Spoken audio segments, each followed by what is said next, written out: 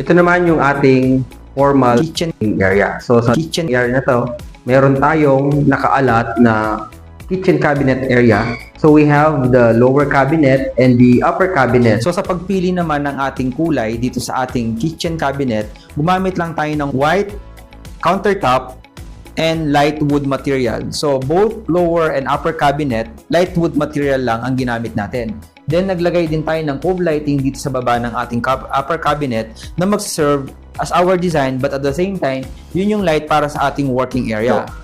So meron tayong drain, meron tayong faucet, paglalagyan, at meron tayong mga outlet kung saan nga ba ilalagay yung mga kailangan na outlet. Then, itong part na to, dito natin ilalagay yung ating ref and pwede din maglagay ng ating pantry cabinet dito sa side na ito. So, ito yung ating sinasabi na pass-through window.